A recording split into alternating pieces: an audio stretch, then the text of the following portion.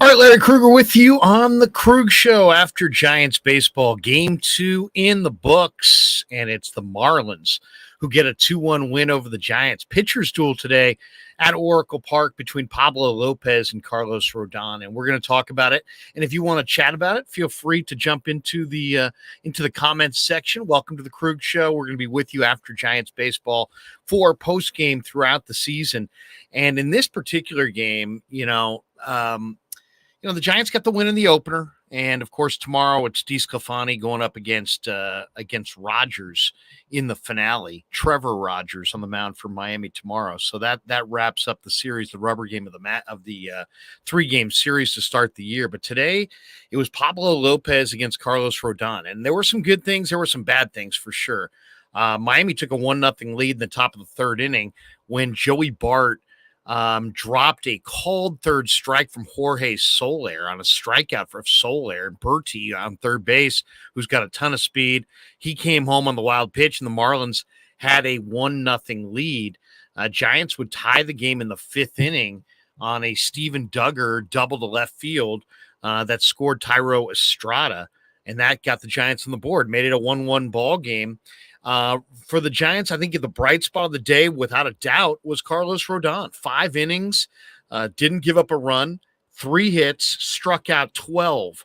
That is the most strikeouts for a Giants pitcher in his debut. Rodon was fantastic. He's got the high 90s fastball, and he feels comfortable working up in the zone. He went 89 pitches today, and he got 89 pitches, 48 swings and misses, and then, a whiff percentage of 50%. So he's no picnic. I mean, there's no question. The thing I love about Rodon is that he's going to save the defense on days he pitches. How? Well, he strikes out a lot of guys, and they don't put the ball in play a lot. So, if you're going to go with an iffy defensive lineup or more of an offensive lineup, you probably want to do it on days that Carlos Rodon pitches. If you're looking for a little bit of relief for your defense, especially in the hot months in July and August, Carlos Rodon is going to provide that. Now, the question with Rodon, as we all know, is can he stay healthy? Can he stay healthy? That's really the question. He's had shoulder problems in the past. If he can stay healthy, I think it's an upgrade from Kevin Gausman. And I'd love to know what you think if you're a Giants fan, if you were at the game today, if you watched it. So it was a 1-1 ball game until the 7th inning. Rodon went 5, giving up the 3 hits, striking out 12, giving up the 1 earned run. And then Brian Anderson led off with a double off Jake McGee in the top of the 7th inning. I thought this was kind of interesting, the fact that Kapler went to McGee and then Doval. If you said who are the closers on this team, it's probably Jake McGee. If it's not Jake McGee, it's probably Doval. And he went to McGee and Doval early in this game in the 7th. And Anderson had that leadoff double off McGee to lead off the 7th inning. And then Jesus Sanchez with the opposite field single on a 3-2 pitch that scored Anderson. That gave Miami a 2-1 lead. But at that point, you're still thinking, man, the Giants are probably still in a pretty good situation. Down 2-1 in the 7th inning. They came back yesterday. Heck, they could do it again today. So, but I thought it was interesting that Kapler went to Doval, and he walked Soler, and then he got the ground out to Belt to end that 7th inning. So he winds up using his McGee and Doval in the 7th. Giants did not score in the bottom of the 7th inning against Steven Okert.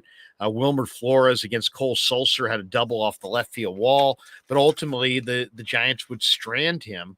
Duggar struck out, and then Joey Bart came up with runners on in that 7th inning, and he hit the ball 110 miles an hour, but it was right at the shortstop, who got the easy force out at second base to end the threat in the 7th inning. And then, Camilo Doval, I thought, was overpowering in the 8th. I mean, Aguiar, flew out, lazy fly out to left, and then Garcia was just overpowered. He set him up with the fastball, set him up with a couple of fastballs, and then struck him out with a nasty slider. And then he got Miguel Rojas to ground out to Belt on the 3-1 putout. But, man, Camilo Doval in that 8th inning was overpowering, and it was great to see. The Giants, though, in the eighth inning against Richard Blyer, the lefty, Slater pinch hit for Yaz. He struck out looking. Belt then chased a pitch off the plate, which is something Brandon Belt hardly ever does. And Ruff made the out, so the Giants got nothing in the eighth. In the ninth inning, Kapler went to Alvarez, the lefty. And see, that's the one advantage that that Kapler does have, is that because he's got Alvarez and he's got so much confidence in Jose Alvarez and potentially what he can do, that he there you go. Hey, what's Whoa. up? What? Surprise! I don't. Is this the right podcast? I thought this was a Zoom meeting. I was just talking about a little bit about the game, but I mean, the advantage that Kapler has is that he can go to Doval or McGee, his closers, in the seventh inning if he wants to be hyper aggressive because he believes in Jose Alvarez to pitch late innings. And so we went to Alvarez in the ninth inning. Alvarez, Anderson hit the liner under Crawford's glove. Should have been ruled a hit. They ruled it an error. But then Jesus Sanchez struck out, and Stallings hit the 6-4-3 double play ball to end the threat. And as a Giants fan, you're feeling pretty good. You're still going to the ninth inning. You got a shot. It's still very much a one-run game. And then you're feeling good in the ninth. Jock Peterson singles to right field on an 0-2 slider. And you got to run a board, right? And now you got the winning run at the plate, and Crawford gets ahead 3-0, and then he swings at ball four. I thought that pitch was down and in. He swung at ball four. Would have been first and second, nobody out.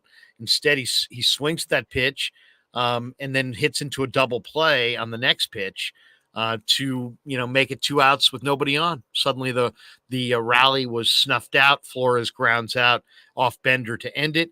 2-1 Marlins get the win. So, ultimately we want to hear from you right now in the chat, and people are already starting to line up. And Len, we definitely want your thoughts on the Giants start as well. But to me, there's a couple things that you really want to talk about. One, Vegas has them at 85.5 wins. We're 2 games in. They're 500. They're 1 win, 1 loss.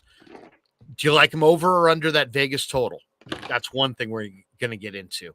Who would you like seeing close if you had to pick one guy out of this bullpen? And I think the impact of Carlos Rodon is pretty clear. He's going to help the defense because he's going to strike out a bunch of guys. And to me, it's all about health with Rodon. If Rodon stays healthy, Giants rotations absolutely nails. And then the Giants' number one issue of the year, and I won't ask it in a question, I'll state it. The Giants' number one issue is, can they hit enough to win games? And that very much is a question. And I don't know that we got an answer either yesterday or today. I would say don't judge them a lot early, because look what they are. Last year, I mean, the numbers from last year, this is what it looks like for the Giants last year. First of all, they were great. They won 107 games. Why were they great? They were great in every phase. They were second in pitching, second in ERA, second in WHIP. Defense, their analytics helped them. They were 7th in baseball. So pitching and defense, they were set. But last year, offensively, the Giants were a really good offensive team. I was looking at the numbers just in the late innings today. They were 7th in batting average, 6th in on base, 4th in slugging, 4th in OPS, 4th in total bases, 3rd in walks, 2nd in all of baseball in home runs. The Giants scored the 6th most runs of any team in baseball last year, 2nd in the National League, only to the Dodgers. Giants scored 804, Dodgers scored 830. But now think about that. They don't have Posey, he retired. They don't have Chris Bryant. They don't have Donovan Solano. They don't have Dickerson. Maybe that's not a big deal. But then you lose Wade Jr. and La Stella and Longoria, all to injuries at the beginning of this year. Man, I mean, you had a hell of an offensive team last year, but you could say you're without 6 or 7 key offensive players. And right now, they look kind of anemic. They don't look like a team that's going to score a lot of runs. Now, it's super early, and there's a lot of baseball to be played, as they say. And who knows how the season's going to go. But that's the one concern. The pitching's still damn good, maybe better. The defense is still really good. The analytics are going to help.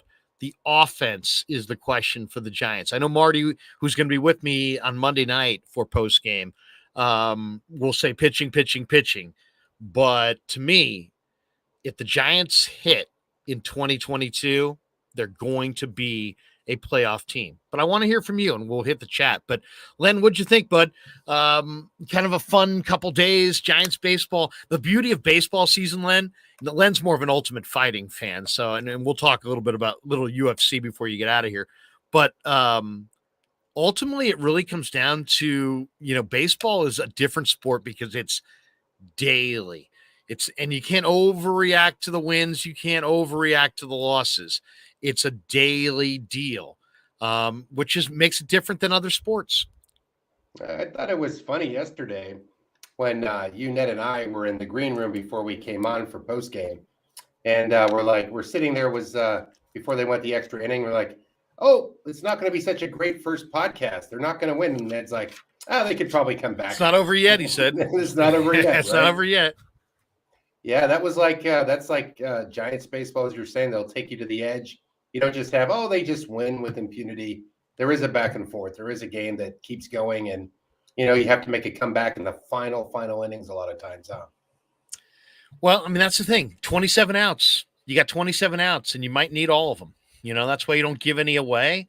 And when you're a team like the Giants, who measures every little incremental thing, the game's not over till the last out. I mean, I know that's a saying, and there's teams that don't play that way, that kind of give away a lot of outs. But the Giants measure every tiny little advantage, and they're going to grind. They got a bunch of grinders. Heck, they grinded in the Sabian and Bobby Evans regime, and the Ned Colletti regime. They're still grinding. They got a bunch of grinders. It's not a star-studded group of hitters. It's a bunch of guys who know the strike zone, who are going to see a ton of pitches, who are going to get into your middle relief, and they're going to come from behind in a lot of games because they do get into your middle relief, because they do see so many pitches, and then they're gonna tee off when they get relievers that you don't want them to face, or they get into your bullpen late in games. So. They're going to stick to their approach for sure. Let's hit the board and see what people have to say after this one. Some interesting comments. Stunner says, go Krueg, go Giants. Have a good one. We appreciate that. Ernesto Ron, or would you say it's Ron Ernesto? No, it's a trick question. I'm not sure, but he says best show ever. Thank you. I really appreciate that. And then Carol goes, Giants have never matched up well against the Marlins. Giants have lost to the Marlins in the playoffs. Carol's right about that. It seems like the Marlins, that's the thing about baseball, is that you got to play it all out, because the best teams, the worst teams, the veteran teams, the young teams, they can all win games. And I don't know about you, but just watching the Marlins the last couple of days, Pablo Lopez is a really good pitcher. And they've got some talent. I don't think they're going to win the East or anything like that, but they've got talent. And they're going to be tough to beat, especially if their starter pitches like their starter pitch today. Let's get a couple more of these here. Yaz looks lost at the plate. Len, that's kind of a concern. Mike Yastrzemski a year ago, 2 years ago, he had a really good offensive year. Last year, it just never came around. It was a struggle. He hit 220 for much of the year. And instead of saying, well, he hit 220, maybe we'll go in a different direction, the Giants brought him back. And then instead of saying, well, he hit 220, maybe we'll buffer him with some more support, they kind of left him naked out there. I mean, the Giants outfield right now, Jock Peterson, Duggar looks pretty good. I got no problem with Peterson. But, man, to ask Yaz to man right field every day, I don't know. I don't know if it's going to work. I don't know if he's going to provide enough offense. Matthew says 1-1 with 160 left. Thank you, Matthew. Captain Obvious there. Here we go. Nick Smith says, looking at Belt's RBI numbers last year, he had 59 RBIs and 29 home runs. He's good for a homer, but it always seems to come in a non-important times. He's not a clutch hitter at all. Well, I do hear that. I mean, anytime you see high homer totals and low RBI totals, it's easy to say he's not a clutch hitter. It's also, I think, one of the things that with Belt is, I believe, if you looked at how many times he hit in the 2-hole last year, that probably had a lot to do with that, right? So he's hitting the ball out of the ballpark, but he's hitting second in the lineup. So I think that's part of it. Now, you say, why does he hit second in the lineup so often? Because he gets on base. So it's like he's one of your real grinders who knows the zone, but he gets on base, and he gets on base a lot. So you want to hit him, near the top of the lineup. But if you hit a guy near the top of the lineup and you hit him 2, then suddenly, he's got stat lines like that: 29 homers, 59 RBIs. He also hits homers in bunches. And when he was playing last year, man, he hit the ball out a lot. He missed a lot of games. And I think if he had played more games, those numbers, I think, would look a little better than that.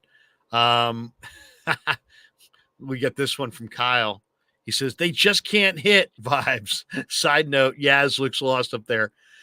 Len, there was a couple of years ago, the Giants have had many teams that have struggled offensively. Yeah. And I was doing a show with Gary Radnich, and I'm like, you know what?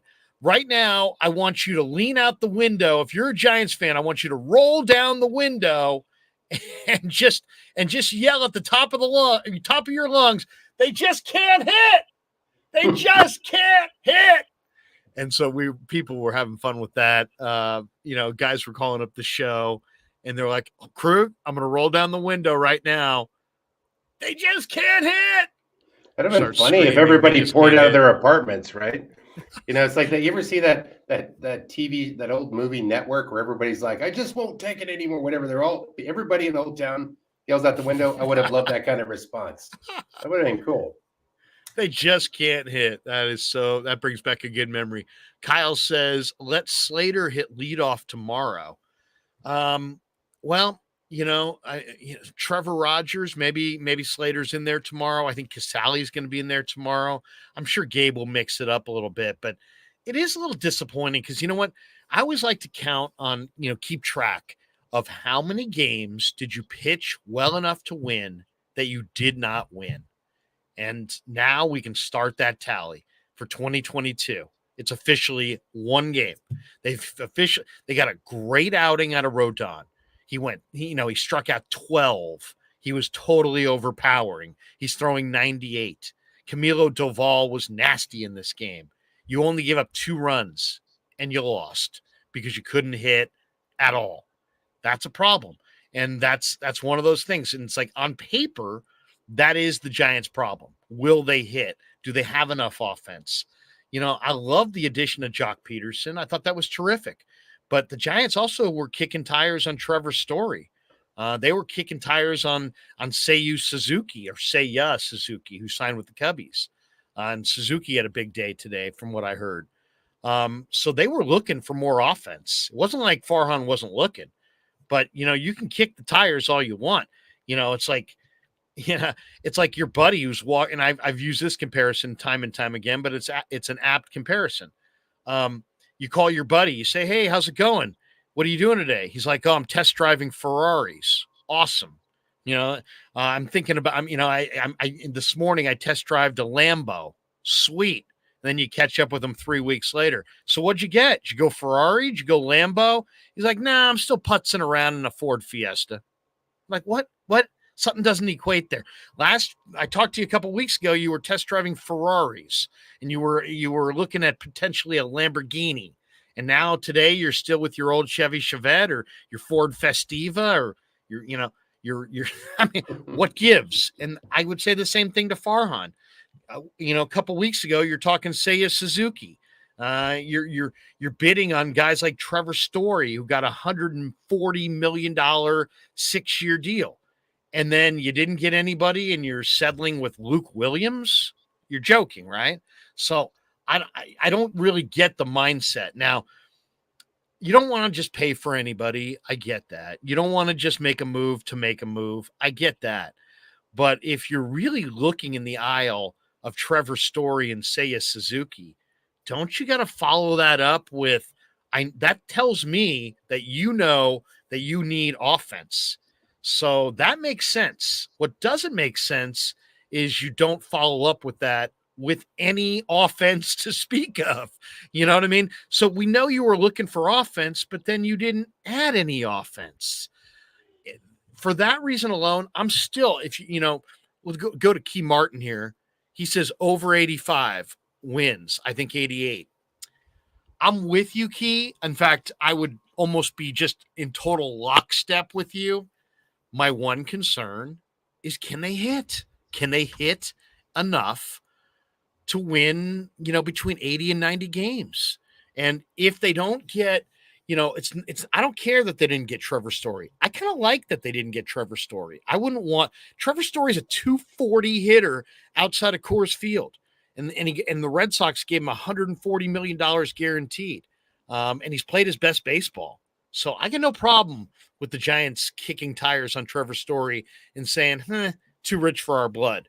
I got no problem with the Giants kicking tires on Seiya Suzuki and then falling short, let him go to the Cubs. But follow that up with a meaningful offensive piece in trade on the free agent market, to follow that up with Luke Williams and just say, here we go. Now, I don't want to be too fatalistic. Why? Because it's April the 9th and we're 2 games in to the season. But if the Giants don't get offense, if the Giants make the play, I expect them to make the playoffs. I expect them to win, as Key says, 88 games. 88, maybe 90. I said 90 the other day. I could see 88 to 92 in that range. But that's all predicated on them getting some offensive help. If they're as is, I would say it's probably a 500 team, maybe even a little sub 500, to be honest, because they're so deficient in offense, I think. Now, I did mention they're without a number of hitters, and they're not getting Posey back, and they're not getting Chris Bryant back, and they're not getting, Solano back, but they are going to get Longoria back, and Lamont Wade is going to come back. And Tommy La Stella, if he can hold off on rupturing that Achilles, his bat will help this lineup probably significantly. But in addition to that, they still, even if they get all those guys back, they still need another stick. So, I mean, I know if you're a Giants fan and listened to me through the years, you're probably like, Krug, dude, or do you have a message other than they need more offense? Because I've said it every year. But I put that on them more than it's on me. I mean, I think annually they leave themselves short offensively. And look what happened in the playoffs last year.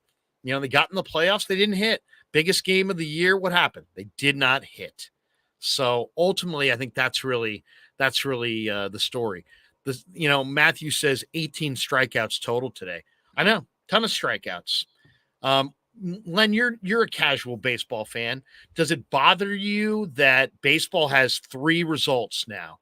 Home runs, walks, and strikeouts. There's not as much action in the game. Len's relative is Mike Pagliarula. When Pags played in the 80s, there was a lot more action in the game. The 70s, there was more action in the game. I'm dating myself to some degree, but it's really true. There was a lot more going on in the game. Now, there's more walks, there's more home runs, and there's more strikeouts. And so those results there's not a lot of action involved. And so the game doesn't have a lot of action. What do you think? Well, I've noticed changes not only just in baseball, but also in football, because of the, people spearing people, they took that away. Then they've changed the game of baseball. I tuned out for a bit. I come back, it's a different game. And, times have definitely changed. They changed the game. Some ways it's more interesting. Some ways it's to be more fair. Some ways it's to prevent injuries. It's pretty bizarre to me. But here's an ironic note. My cousin was also a former baseball player, but he also was a coach for the Marlins, batting coach, not too long ago. He's not doing that now, but I think that was a year or 2 ago. I'd have to look it up. But what an interesting thing. Jeter brought him in probably because he's a Yankee, and Bags was a Yankee. NorCal Collector says Marco Luciano close to being ready for a call up. Let me say this real clear. No, he's not ready. I mean, he's awesome. He's funny. The Giants have this young prospect, Len, and his name's Marco Luciano. And the dude is just built to play baseball. ridiculous shoulders, lean frame, tremendous muscle tone, really, really almost the ideal build for the game. And he's going to be really good. But they signed him, and he played an A-ball last year, and the difference. You go A-ball, you go AA, you go AAA, you go majors. You have to be hitting, I would say, there are exceptions, by the way, but you have to be hitting 350, somewhere in that range, to be a 300 hitter at AAA, to be a 300 hitter in the majors.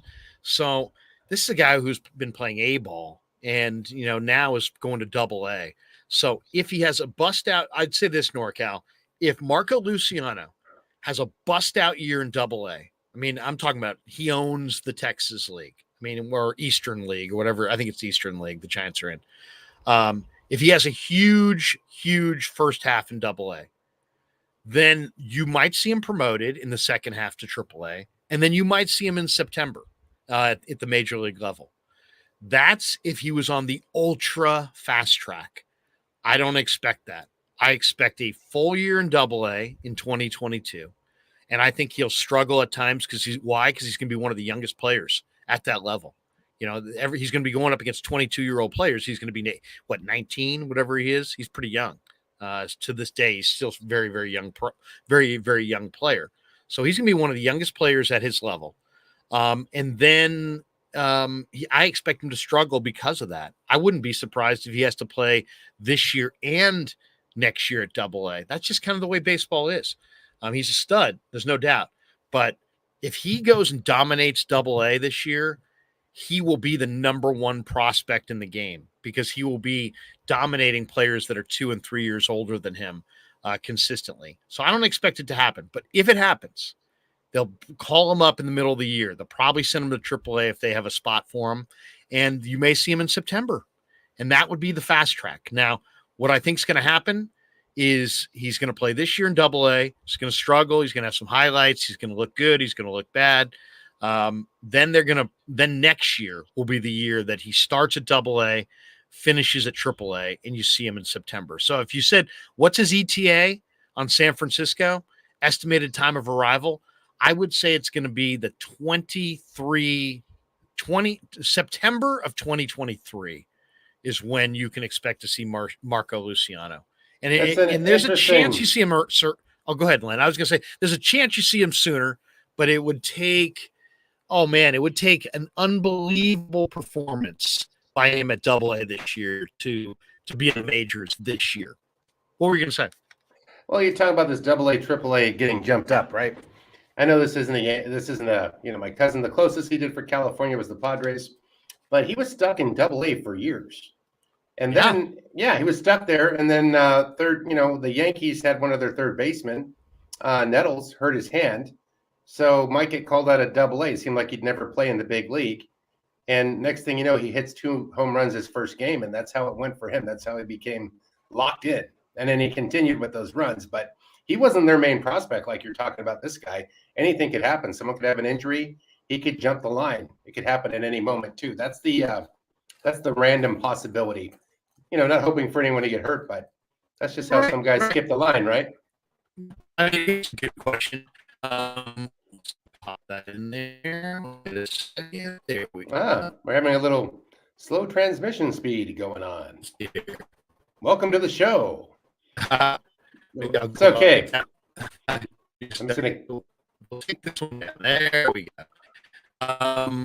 And we get some interest coming here. Something's going on with there you are. You back, Larry? Yeah, I'm here.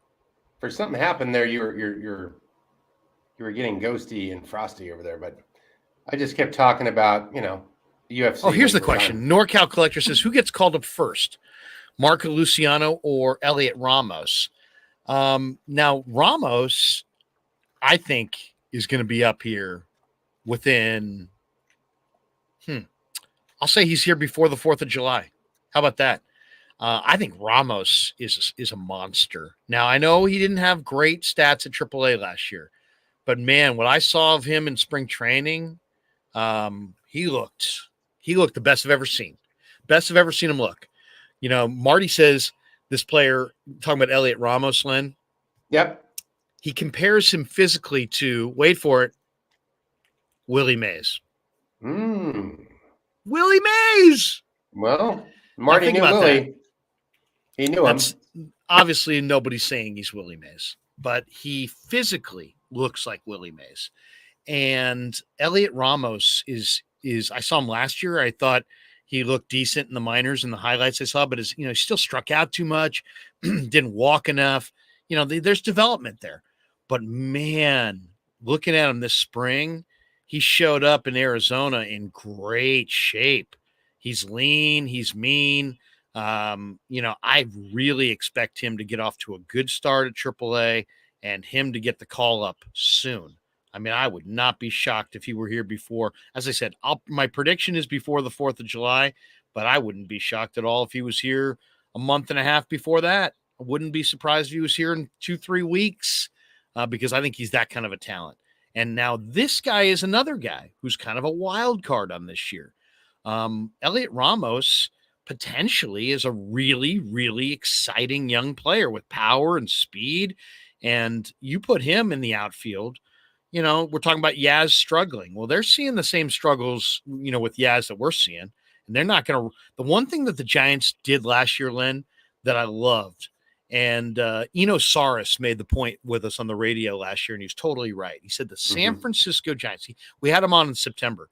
He said the San Francisco Giants have given fewer at-bats and innings pitched to struggling hitters and pitchers than any team in baseball. If the Giants have a player that's struggling, he's out. He's out of there. They don't sit with him. They'll send him back to the minor leagues. They'll trade him. They'll release him. They'll do something. They do not give at-bat after at-bat after at-bat after at-bat to guys who are struggling. If you produce good at-bats, you get more. If you don't produce good at-bats, you're gone. Or you don't get a lot of at-bats. Same with their pitchers. If you think about a few years ago, how many times the Giants under the old regime kept, here comes Jeff Samardzija.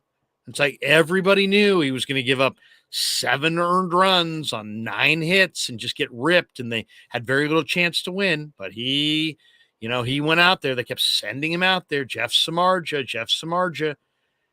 Gabe Kapler ain't sending Jeff Samardzija to the hill repeatedly, letting him get teed.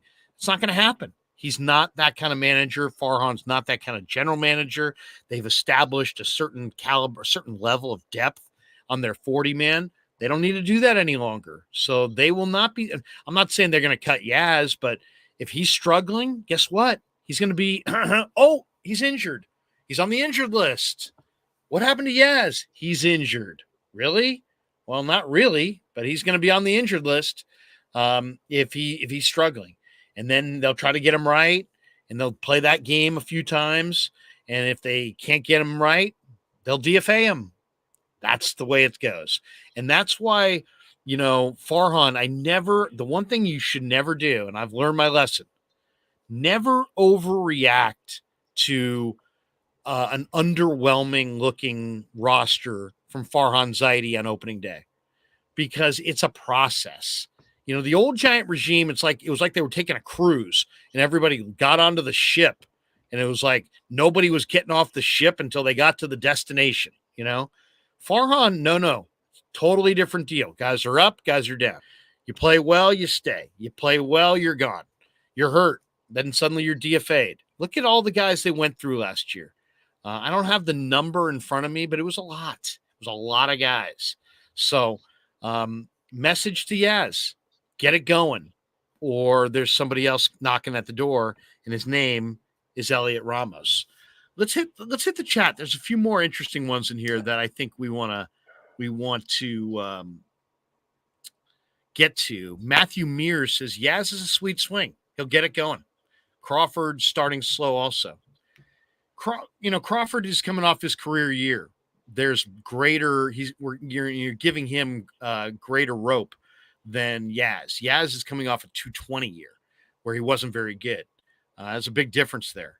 Yaz, is an outfielder. Theoretically, you've got replacements for. Crawford is your, blue chip, homegrown center fielder with a long-term big money contract who ain't going anywhere. So Crawford's got lots of rope. Yaz has less. That's definitely Larry, want to make Larry, that. I have an idea. Yeah. Since we're trying this out, what if we had someone who in this room can talk really good baseball? We would like to try this out today. We'd like to bring one of you in. Yeah, we'll bring you in here. I can bring you in the room as long. I'm going to make sure that you're dressed up in the proper What's the number though? What number are they calling? No, I'll drop it in the chat. If they, I want to bring somebody in here that can talk some good ball, kind of see what that would be like just for fun. Yeah, of we course, can bring a fan in. Of course, if you go sideways, I'm going to hit the gong button. So don't worry. Do not go sideways on the Krueg show. Yeah, do not King go Tones, sideways. This is an interesting one. We need offense. Sign Justin Upton.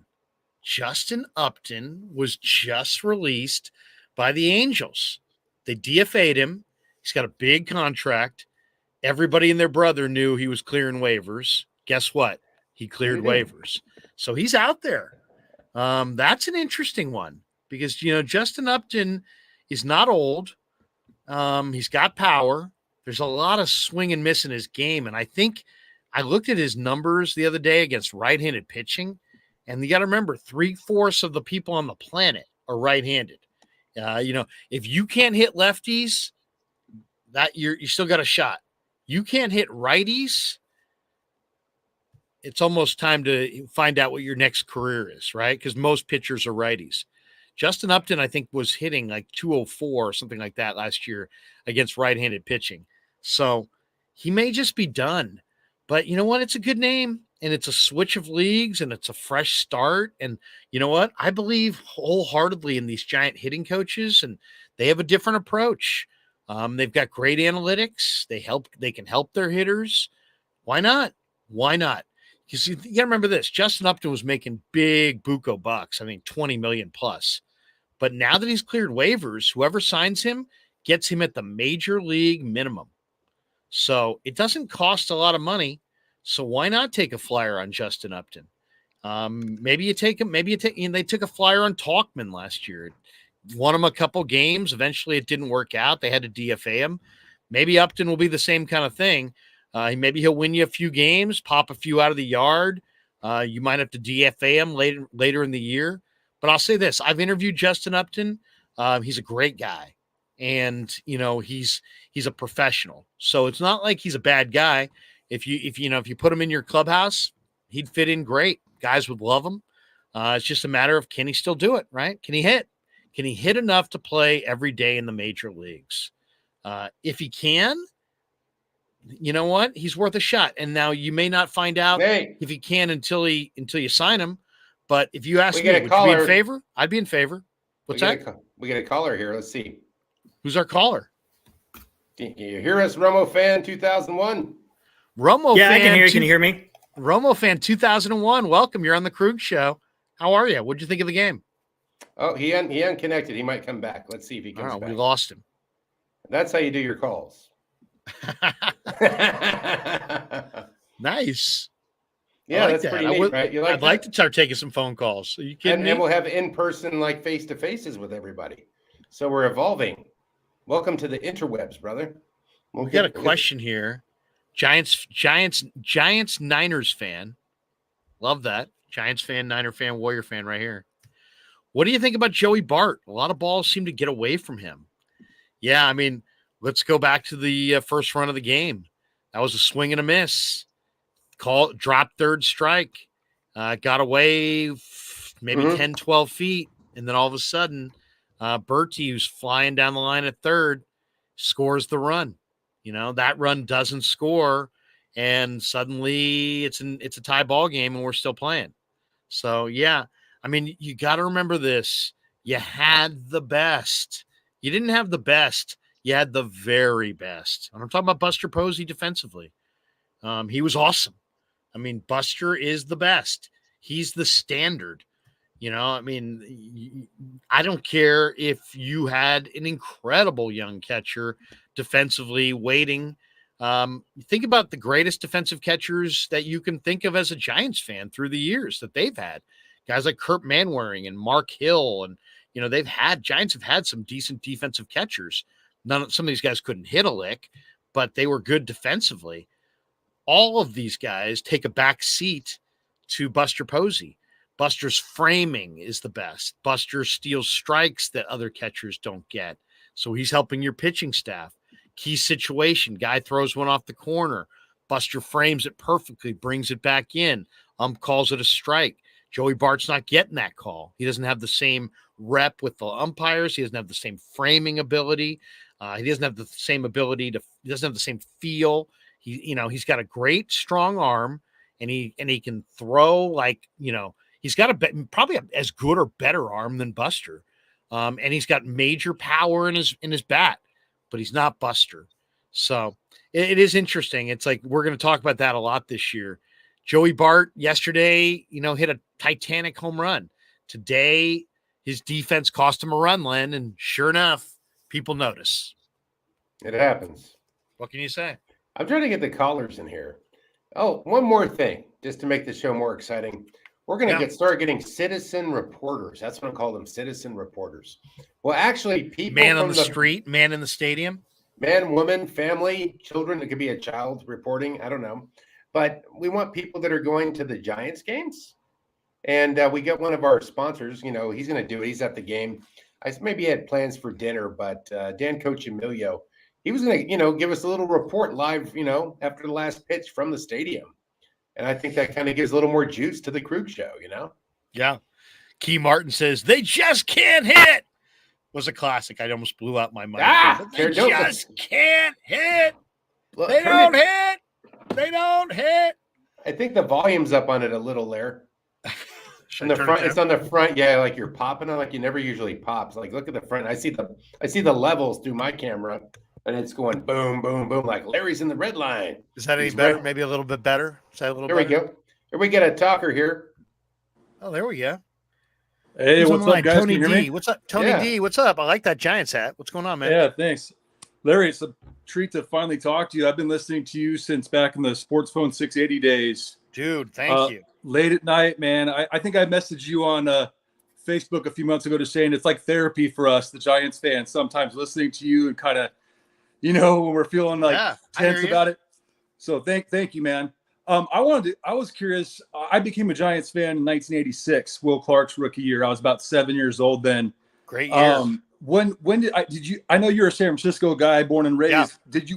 Were you born into it, or was there a particular team that got you into them? You know what? I'll tell you the story. My dad was a Giants fan, grew up in the city.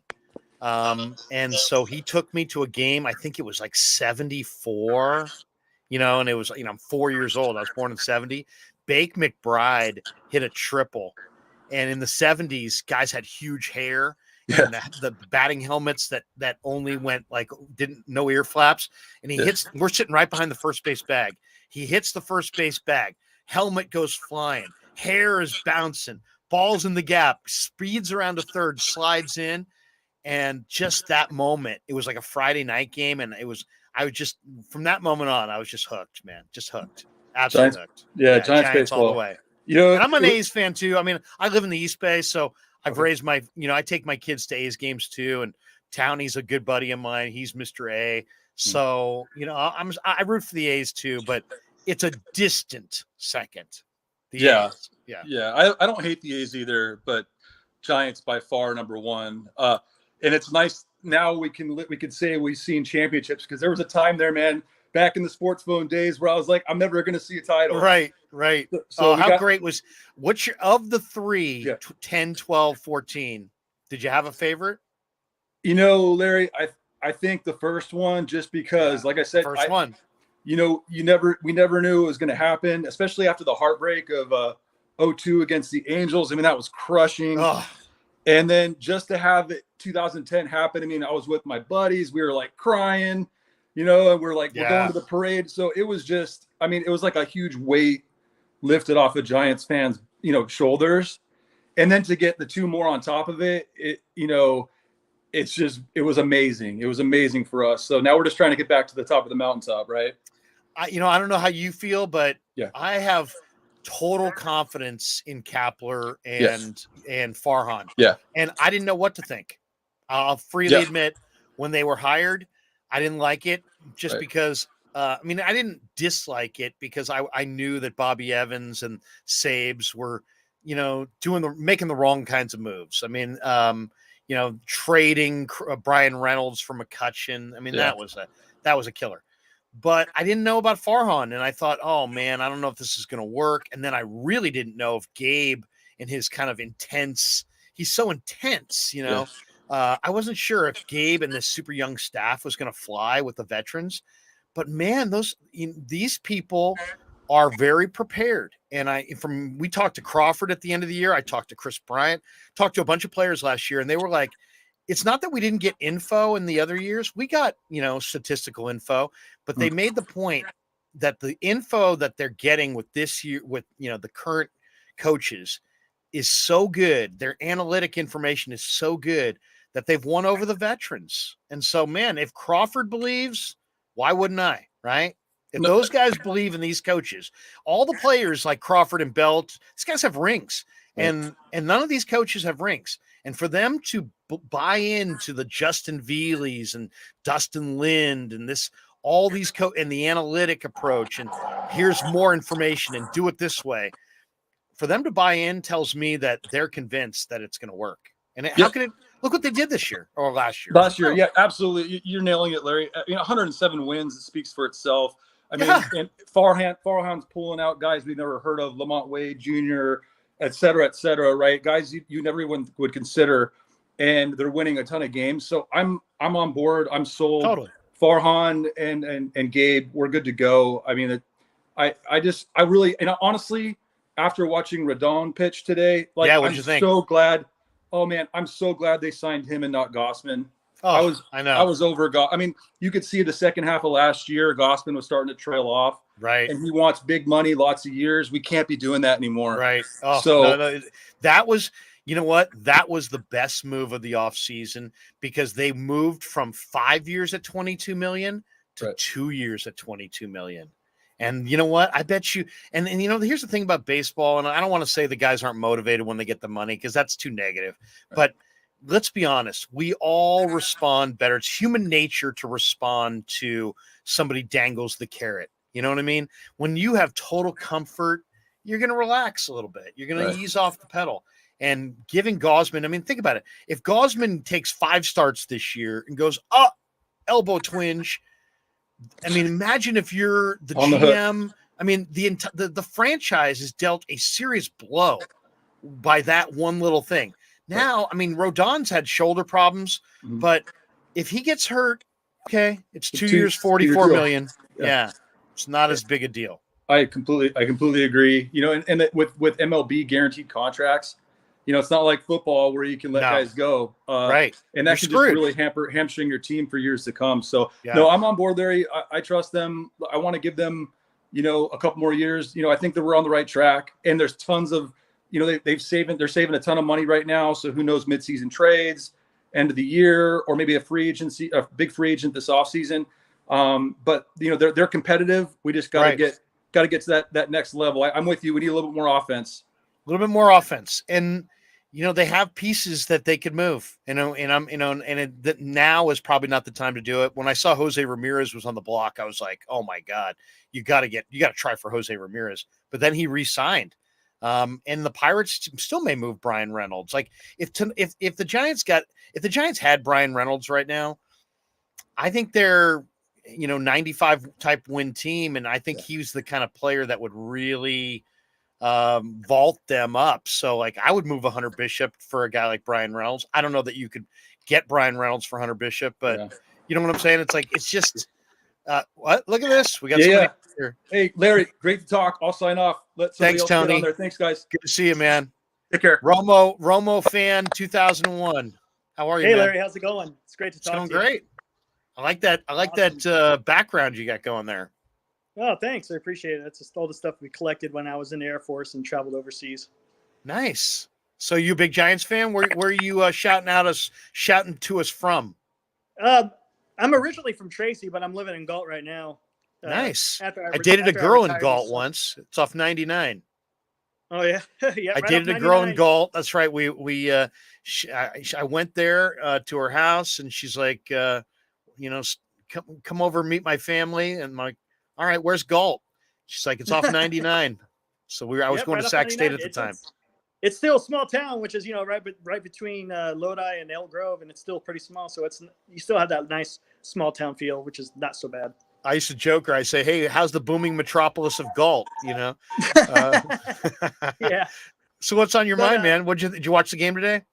Yeah, I love listening to it on the radio. There's something about listening to John and best. Wayne and Fleming. I just love listening to it on the radio. You kind of get your own little, what you feel is going on by just the way they explain it. But yeah, man, Rodon, he did great job. He was awesome. Lopez, I expected it to be a tough match, with Lopez, because he's not an easy guy to hit off of. But once we got into their pen, I was like, okay, I think the Giants are going to be doing something here. And they made Steven Okert look like seriously. I think oh my gosh. I mean, he looked overpowering suddenly. Steven Okert. I'm like, is that the same Steven Okert that we used to have? Absolutely. Yeah. It was strange. And I don't know. Do you think it's the shortened spring training? Maybe they're not prepared as far as the hitters are concerned, because the pitching looks like it's okay. We had a couple of hiccups here and there in the last 2 games, but it seems like the hitters are just a little bit behind right now. I don't know exactly what's going on. Well, that's a good point. Actually, it could be. It was 17 games. Is that what it was in the Cactus? 17 games, something like that. Yeah, something like that. It wasn't very. Yeah. So you do need. Ned Colletti hit on this yesterday. That you need. Everybody says spring training's too long. Spring training's too long. It is too long, but the pitchers need to ramp up. But I think the hitters also, need a certain number of games. I would say it has to do more with the fact that Listella's a good hitter. He's not there. Longo's a pretty decent hitter. He's not there. Wade's a pretty decent hitter. He's not there. And then you lost Posey. You lost Chris Bryant. You lost Solano. Yep. I think Solano is a key bat, to be honest. I think he's a pretty. 2 years ago, remember how good Solano was? So they've lost a lot offensively, and I just think that I think you got to give them, like, I would say 6 weeks to kind of figure out. Do they have enough offensively? Do they have to go down to AAA for Ramos? Do they have to make a trade? You know what I mean? I think right now they look a little light offensively to me. Mm-hmm. And the defense has been kind of struggling the last 2 games. Yeah. And Flores was never really like the defensive guy that you want at third base. And it's kind of showing again, Yeah. But that's why I was surprised they didn't bring up Blandino. He had a decent spring, but he had options, and I think that's the whole issue. Once you have options, you know what it's about, man. It's about maintaining your the number of guys you have on your 40. You know what I mean? Like whoever has options is gonna get the second or third try. They're not gonna get the first run. Like Beatty's up because he's out of options. Right. Blandino's down probably because he had an option. But I like that Blandino pickup, by the way. Blandino at Stanford could rake. And I know you look at his numbers now and you see 226 career hitter, but he's a pretty good hitter and he knows the strike zone, takes a lot of pitches. He can play third. He's a better defensive player than Wilmer. I like Wilmer a lot, especially against left-handed pitching. You saw that at that key at bat, Mattingly was smart to go to the righty against Wilmer. Right. Wilmer owns lefties. And Mattingly, he saw Wilmer up in a key situation late in the game, and he ran out to that mound and took out his lefty and brought in the righty. And I thought Duggar was going to do something there. I really did. I was like 2 on, no outs. Yeah. I was like, here we go. 3 pitching, and he was done. I was like, wow. Duggar's still a young player. I love Duggar, though, man. Duggar locks down center field. At this ballpark, you need a Duggar. You need somebody who can just run it down, and if he hits a little light, okay, I don't mind Duggar not swinging it. But you need more power on the corners. Yaz has got to produce. I talked about this earlier. Yaz has got to produce. Wade's got to produce. They got to get more out of their outfield. Jock Peterson this year, I think, is a real nice pickup. I thought it was interesting that Cap pulled him against lefties, against the lefty, but I want to see the Giants' right fielder and left field production step up, because with Duggar in center, you're going to need to swing it. I was really kind of hoping that they would go for Nick Castellanos. I don't understand why they didn't. They had the money. They've got the prospects coming. It made no sense. I thought he wanted to be here. Maybe I'm wrong, but and you that was a bat that would have helped. Yep. And you mentioned him with the last call. The last call I was on. Brian Reynolds. Why not try to get him back? Yeah, he would have been perfect for that. He does show a little bit of power, but he's always makes contact. He plays a good defense. He's young. He would have been under control. I thought that would have been something that would have been kind of up Farhan's alley. Well, I mean, it still might be. I mean, they may move Brian Reynolds. I mean, it sounds like, and don't forget that the Pirates are a good mix or a good fit for the Giants in a trade. Why? Because they've got a couple other guys the Giants could use. The guy Will Bednar that the Giants just drafted out of Mississippi State. His brother David Bednar is a right-handed reliever who throws 98 in the Pirates' pen. What do the Pirates need a reliever for? They're never leading. You know what I mean? So, like if you could make some, Kevin Newman, the infielder who could play a little second, a little short. I'd rather have him than Dubon. So maybe there's some move that you could make. It would take a lot to acquire Brian Reynolds because, as you said, he's an all-star center fielder. He's got 2 years of control. But you know what? Maybe you offer Hunter Bishop. Maybe you offer Patrick Bailey. I don't know exactly. I will say this: the Giants have more. They have greater depth of prospects to choose from. Right. But I think the Pirates are a great fit for the Giants in July. Now, it might not happen until July, but I could see a Giant Pirate trade in July. And heck, the Giants went there for Schmidt. They've made some deals with the Pirates, through the years. Don Robinson, Rick Russell. The Pirates are almost like the Giant minor league system. Yeah, exactly. I went and got McCutcheon, and that's where we lost. That's where we lost Reynolds. Yeah, that's where that was a Bobby Evans special, man. And I feel bad for Bobby Evans because I think Evans was under some pressure to make an impact at the major league level, and none of these prospects were ready. And so, they wanted Reynolds, and he made the trade. But man, just talking to Farhan a little bit when he took over that first year, he was very disappointed that trade got made. Very disappointed. I bet. But I mean, it's the first 2 games, so we'll see what happens. Yeah. Was it hard to call in? Was it difficult to make the connection here, Romo fan? No. I went to my iPhone, which is way better. My Google Chromebook was kind of giving me some issues, but going on through my cell phone was easy breezy. Really? Nice. Yeah. And you saw a number on the screen, or how did it work? Let's bring in Len Dempsey, our producer here. Len, pop in here. How hard was it for Romo Fam 2001? I called him Romo Fam, but it's Romo Fam with an M. Mm-hmm. Romo Fam 2001. What did he? You're muted, Len. You're muted, Len. You're muted. Look at that. I'm kidding. What did he have to do? Did he have to? Was it No, I just taken was it NASA? Did he have to? Was it difficult? How difficult was it? we wired him in. We had a special antenna out in Galt. It only works in Galt. Yeah, and it vacuums people off the street of Galt. I got a hold of him, and he got one of those Starlinks all hooked up. Was it like a Back to the Future thing? Was there a crank at all? Or what it exactly? Was awesome. It just a little link in the chat. You hit it, and then you follow it from there. Yeah, when we want to invite in guests, I just invite them in the chat, Larry, and they can just click it. And I'm loving it. I'm loving it. I make sure that they're fully clothed, and then they get a permission to come in. It works like that. One of my favorite things about being on KMBR all those years was taking phone calls. But this is actually better than phone calls because, cool. You can see people face to face. Yeah, you got a little bit more perspective. Yeah, cool. When Marty was doing the post game, I was always calling. I was Eric from Beale Air Force Base. I call even though when I wasn't, because when I started calling, that was back in 2011 is when I started calling in to him. So I just kept it. Even when I moved to Galt, I was still saying, I'm Eric from Beale, just so you remember who I was. So yeah, this is cool. I like this. This is really Don't be ashamed. Don't be ashamed of Galt. All right. Let's not be ashamed of Galt. Marty won't dump you. Just tell him, hey, Marty, I've relocated to Galt, and I think Galt needs its proper love. Yeah, we'll definitely have Marty on soon, so maybe we'll pop you in then. Yeah, Marty's actually going to join that. Marty's going to join me on what did I say, Monday night or Tuesday night? Tuesday night, I think. I think Tuesday night. Marty's going to join me after Giants Padres. Awesome. So that'll be very cool. Yeah, jump And in then- and take We'll some have to do calls. that. We'll get the citizen All right, hey, Larry, reporters great from the to talk to game. you. I appreciate this. We're gonna have to do this again. Yeah, Romo fam, have a great Saturday, man. Go Giants. You Thanks, betcha. Go buddy. Giants. All right. Take it easy. There you go. Romo fam 2001. Man, Len, I'm loving the calls. Absolutely huh? loving the calls. What a change for Mr. Radio Guy. Now we just the people would dive in, they fly in through some virtual reality. Dude, the and video then you're call talking is with them. just the video call is like one of the coolest things of all time. Well, you've been sitting on this. I was waiting to show it to you, but I've held back, and now you're.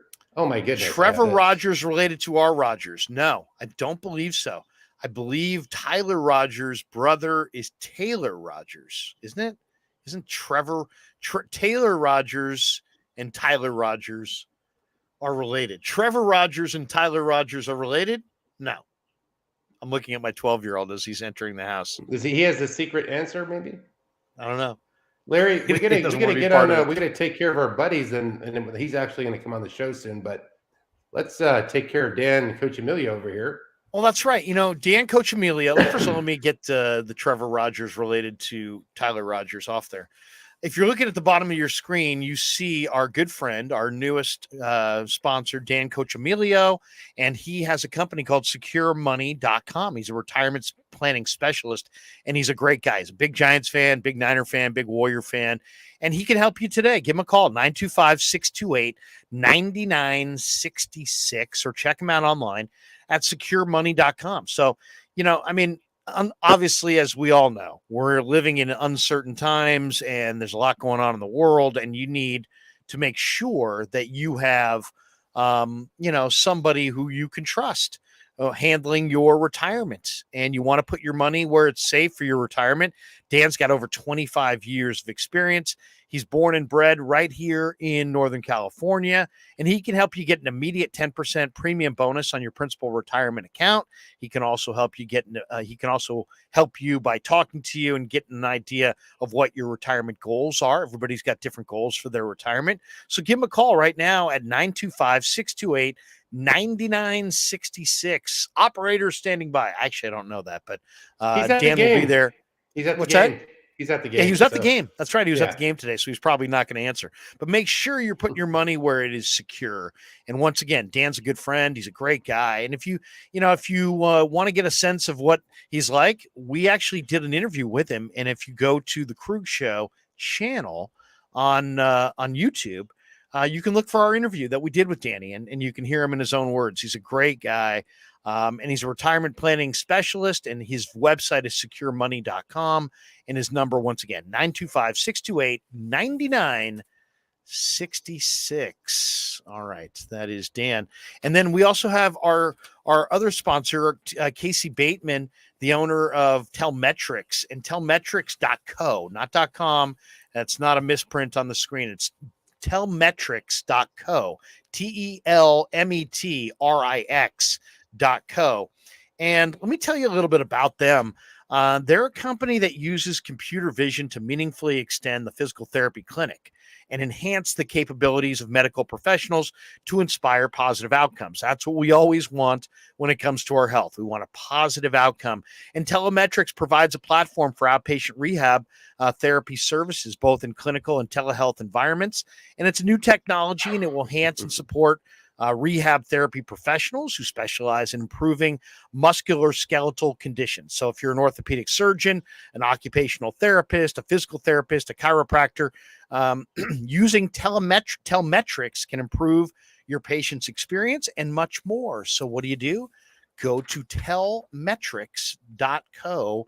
And thanks to Casey Bateman and the people at Telmetrics for being a sponsor of the Krueg Show. We have another guy waiting to come in, Larry.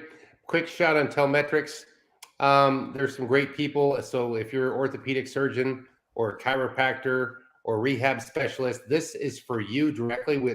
This is for the business people that are working in that field, the professionals. So just to clarify a little more. And we're about to bring in our next guy. And once again, Telmetrics.co. Good stuff there. Okay, Larry, you ready? I am ready. Chef Tommy's coming in. Chef Tommy. Hey, Larry, how you doing? Chef Tommy, I like that hat, man. Oh, thanks. Looking dapper. Well, I don't have much hair, so. That's all right. What's going on, brother? Not much. kind of disappointing loss. I mean, It was, wasn't it? yeah, I think A wasted performance from Rodon. The good Yeah. news is, man, Rodon looks awesome. The bad It looks- news is the Giants hitters don't look awesome. Yeah, they're still struggling with runners in scoring position or just playing situational baseball. They're trying to hit it over the wall as usual, but that's their problem last season. Well, last year they were what? They were second in the big leagues to Toronto in home runs. Mm-hmm. So I mean, I get the approach, which is wait some more and then crush. Really Right. let your hands go. Hit the ball over the fence, and I get that, but man, they've lost a lot of thump, from last year, and I don't want to overreact because it is 2 games in. Yeah, And I exactly. want to give Farhan the benefit of the doubt because they produced a 107-win team. And man, I don't know about you, Chef, but I thought they were going to win like maybe 80, 85 last year. And for them to go 107 and 55 was like, what? No way. So Yeah. I feel like I need to like pump the brakes. It's April, but I'm looking at their offense and I'm going, man, this is what I expected to see. They've lost a lot of hitters and they don't have a lot of dangerous threats in their lineup right now. Absolutely. Well, man, what do you think of was it difficult for you to get in here? Was it easy? No, it was easy. Definitely easy. Nice. What do you think of the connection? Pretty good. It's great. Where are you? I'm in the boringest city in the Bay Area. Wait, don't say it. Don't say it. What is the most boring city in the Bay Area, Len? What do you think? Let me think. I don't know, man. It's we have some tough ones. Wait, Manteca? No, San Ramon. Oh, San Ramon. Oh, I used to live San there. Ramon's not that bad. 680. I'm in Walnut Creek. Oh, I'll say yeah. that San Ramon. That's there's some good stuff going on in San Ramon. It's a Good bedroom corporate town. community. More people work there during the day than people actually live there. Yeah, Isn't that Bishop a film Ranch they is go out, huge. Bishop Ranch, right? Yep. Chevron has a Chevron. scoreboard out there. If you ever wonder how much money they're making at Chevron, just pull into the parking lot of their location in San Ramon. It's got a nicer scoreboard than you see at Oracle Park. Definitely. Well, they're kind of advertising what they're doing at the gas station, how well they're doing. So that's Yeah, interesting. exactly. What do you chef, Tommy? Oh, I'm a sous chef at a private high school. Right on. Now, Yeah, how does that work? Tell us about that? I'm kind of interested in that. So I went to a private high school. I went to St. Ignatius. Go Cats, get them Cats. Go get them Cats. So like you just make lunch for the kids every day? Yeah, we do breakfast and lunch, and then we Really? do catering for the teachers.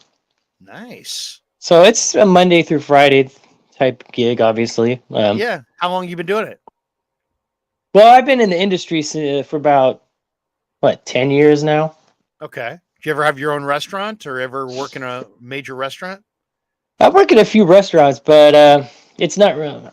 I like the corporate thing. Paid time off. I got nights and weekends open because I'm a musician too. So. Oh, nice. What do you do? What do you play? I play guitar. Sweet. Will you play any gigs that we can go check out, or you? Just, messing around on the side. No, I'm in like 3 bands, but we haven't been gigging that much because the pandemic and whatnot. Sure. So. You lose a lot of money because of that, or are you gigging just for fun? No, we're losing money, yeah. But luckily, I'm making good some money now, so a lot of overtime. So, what's your cooking specialty? If I say, what does Chef Tommy make better than any freaking buddy else? What do you make? What's your specialty? It's probably Italian. Anything Italian I can do. Okay, all right.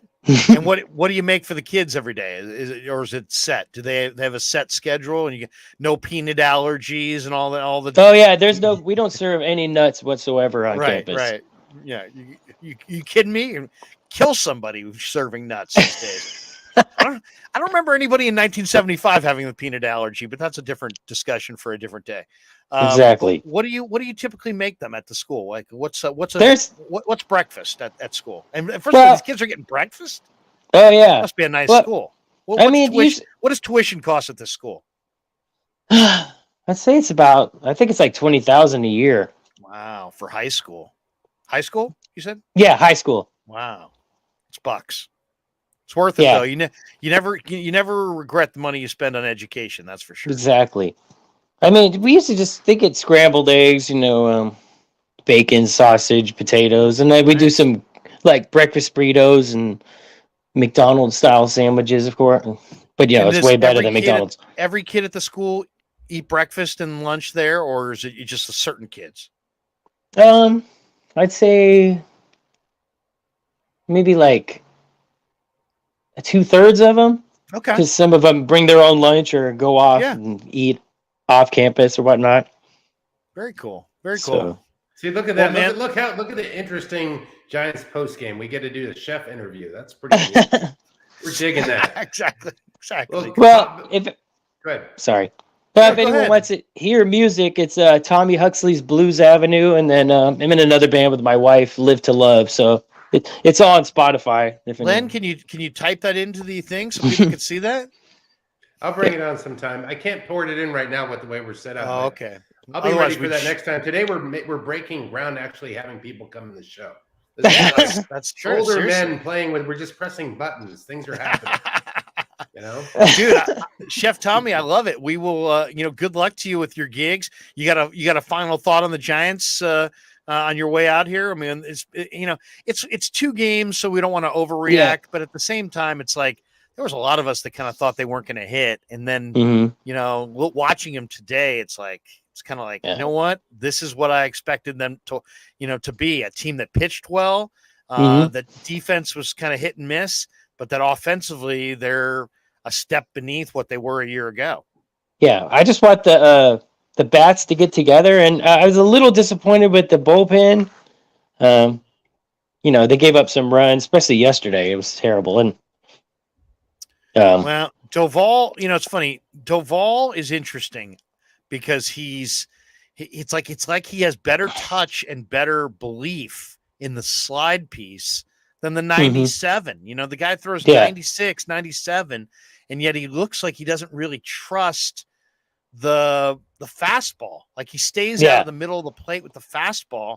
And I wonder if, some of the failures that he had in the playoffs last year, if that's still creeping into his head. Maybe, but I gotta see more of him. I mean, I love the arm, and Irvin Castro too. I mean, both those guys have incredible arms. Yeah. But it's weird. It's like, I don't know. I mean, McGee's a 1-pitch closer, and Doval is super raw, and those are 2 closers. I kind of agree. It's weird watching Kapler go to those guys in the 7th today. Yeah, what was that? Alvarez in the 9th. As much as that seems backwards, I kind of like it. I like Alvarez. He's really good. I like Alvarez. I trust Alvarez more in the 9th than Doval or McGee. Yeah, McGee just didn't have his good. He didn't have a good game at all today. No. I mean, he gave up what? Look right. He got what? He only got 1 out. Yeah. So he's only got 1 pitch. I mean, the fastball. Yeah. He got 1 pitch. Now he throws the slider like 5% of the time. But man, when you got 1 pitch, I don't know. He was solid last season. Yeah, and he can spot the fastball. He's got good command of his 1 pitch, but maybe they're starting to figure him out. I'm not sure.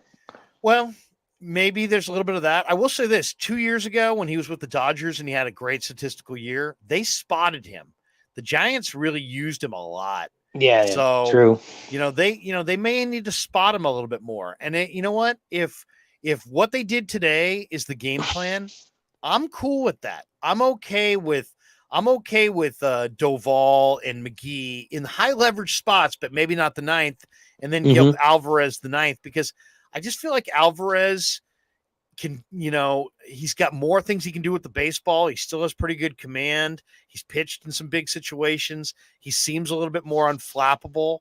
I feel better with Alvarez in the 9th than I do with McGee or Doval, to be honest. Even though when I first saw it, I thought, I don't know if I like that. But then the more I watch it, the more I think about it, probably makes sense. He's probably a little bit more reliable than they are. And they didn't utilize Rogers today. I wonder what that was. They're saving his arm or something. Oh, he can go every day. He can go every day. So probably just matchups. They just probably didn't like that. Yeah, definitely. They're great at matchups. Yeah. Yeah. No, seriously. I mean, that's their game. They're going to play matchup games out of the pen. They're going to put people in the right position to make plays defensively with their analytics. And then offensively, it's hard to fake. They're going to have an approach. They're going to have guys who know the zone, and they're going to have guys who use the whole field. But man, there's like almost nothing replaces, having the horses when it comes to offense. They may need to add a few pieces offensively. That's what it looks like, at least. Yeah, like you said, Posey. That's a huge loss. Yeah, huge loss for sure. What did you think of Bart going deep yesterday? Oh, that was great. Yeah, he is a power hitter. I haven't seen him hit any base hits though, but it's still early. It's early. And he's a rookie, so I hope he hits for enough average. That's my question. It's like, I know that if he's big and strong and can run into 15 home runs, but is he going to run into 15 home runs and hit 188? Because if that's the case, that's going to be a problem. But people are calling him a bust. He's not a bust. He's just no. I don't think he's a bust. But he just needs more development. Yeah, exactly. He'll get there. I mean, I think he looks improved from what I remember from a couple years ago. So guy looks like a bodybuilder. He's huge, very strong, and his catch and throws great. Too.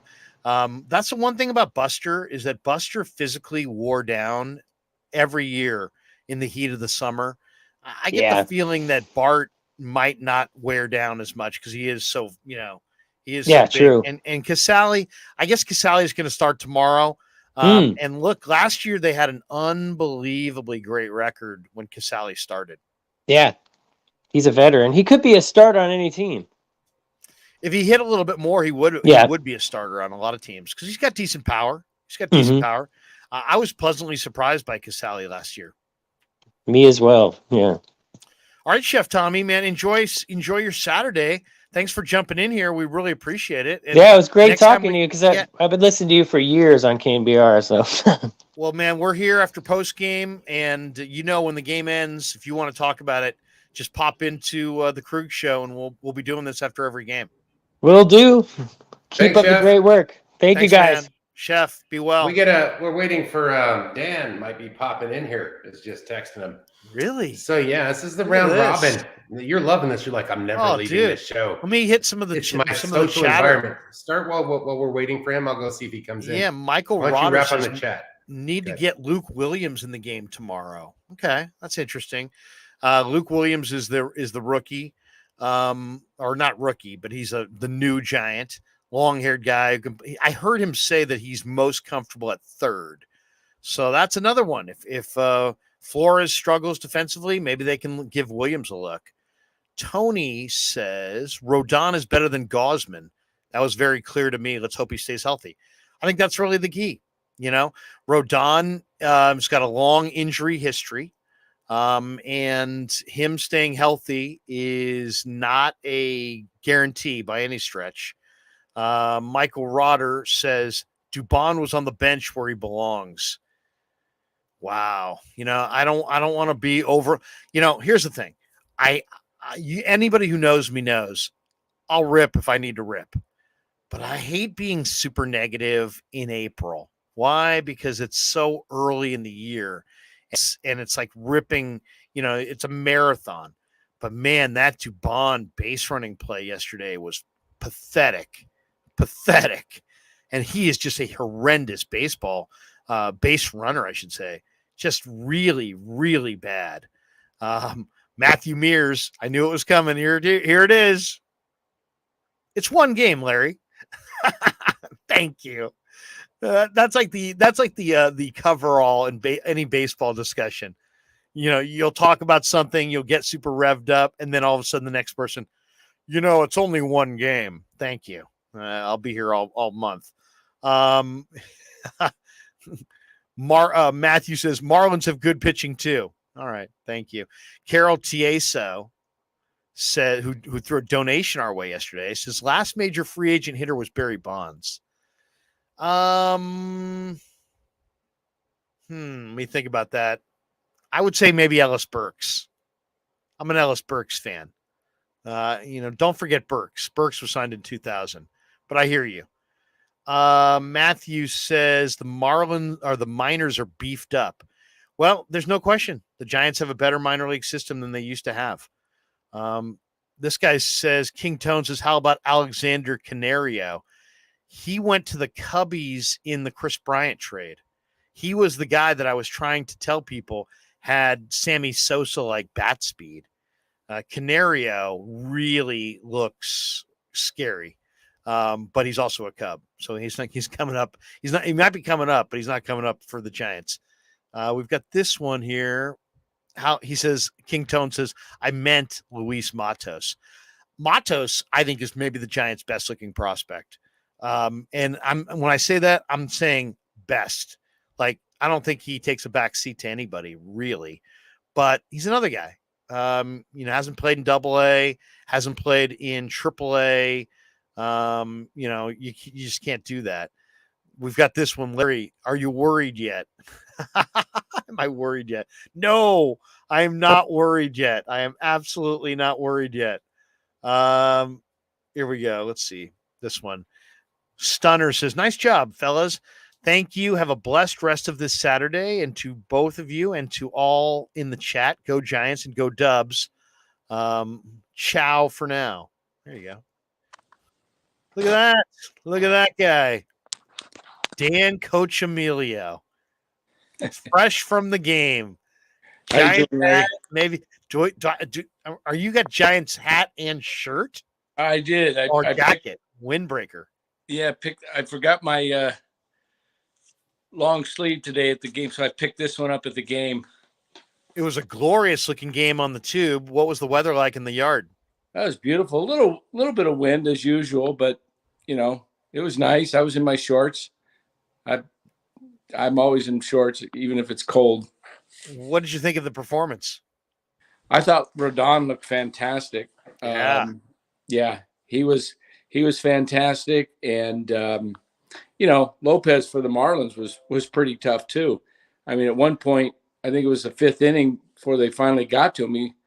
He was at like 47 pitches starting in the fifth inning.